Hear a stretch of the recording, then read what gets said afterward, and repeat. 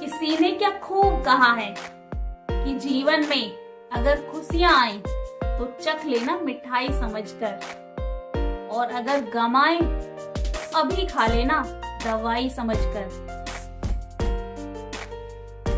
Hello friends, welcome to my YouTube channel Chaudhary the motivational speaker. तो friends, आपका मेरे channel पर बहुत बहुत स्वागत है।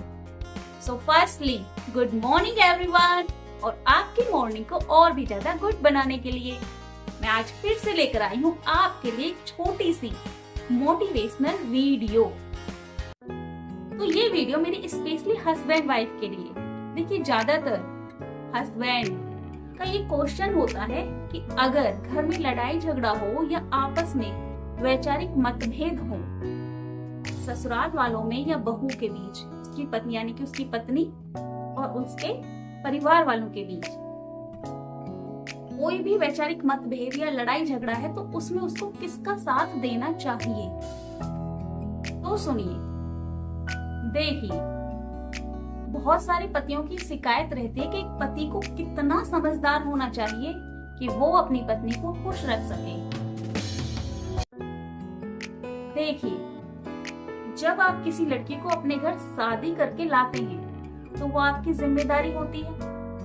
भाई, आप अपनी एक जिम्मेदारी लेकर आए हैं अपने घर। आपने उसके जीवन की जिम्मेदारी ली है और उसने आपको अपना जीवन सौंपा है। तो अगर आपकी पत्नी से कोई गलती भी हो रही है ना, तो आपको सबके सामने उससे अपशब्द नहीं बोलने चाहिए, क्योंकि ये बहुत गलत लगता है और आपके यानी कि एक हस्बैंड वाइफ के रिश्ते को कमजोर बनाता है। तो कभी भी पति को सबके सामने पत्नी को अपशब्द नहीं बोलने चाहिए। अगर कोई कमी भी उसके व्यवहार में एक पति को नजर आ रही है तो उसे अकेले में कह सकता है, कमरे में ले जाकर कह सकता है, या कहीं भी अकेले में कह सकता है, उससे बात कर सकता है। उस बात पर वो जरूर समझेगी।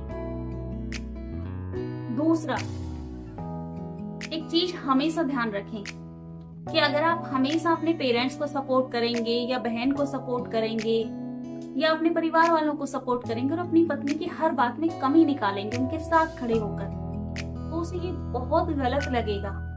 और इसे एक उदाहरण से समझिए।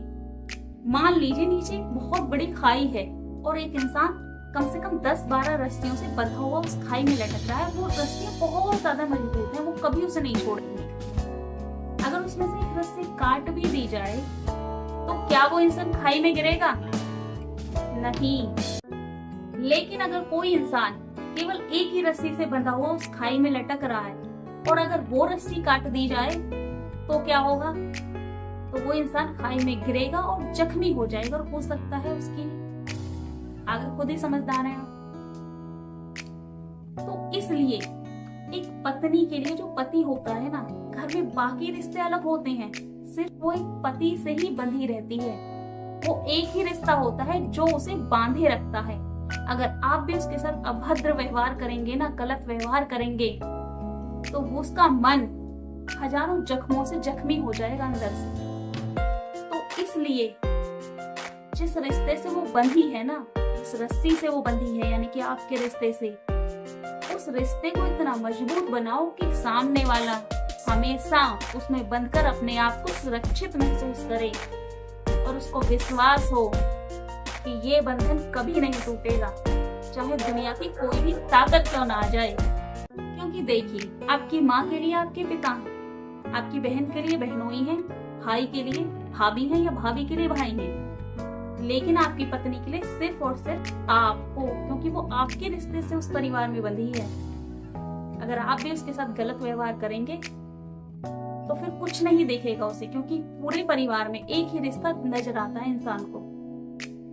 तो इसलिए देखिए, परिवार वालों को भी सपोर्ट कीजिए। मैं ये नहीं कह रही परिवार को छोड़िए, लेकिन सही बात को सही कहिए और गलत बात को गलत कहिए। ये नहीं कि वो सही है तो भी आप उसे डांट रहे हो, गलत है तो भी आप उसमें कमियां निकाल रहे हो। ऐसा मत कीजिए। अगर उसमें कहीं भी कोई कमी भी नजर आ रही तो सबके सामने मत उसको अपशब्द बोलिए या कमी निकालिए या गलत मत बोलिए।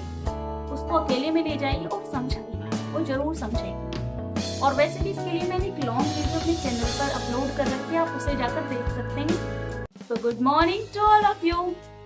और अगर आपको वीडियो पसंद आई हो तो वीडियो को लाइक और चैनल को सब्सक्राइब कर लेना। And thank you for watching this video. Her her Mahadev.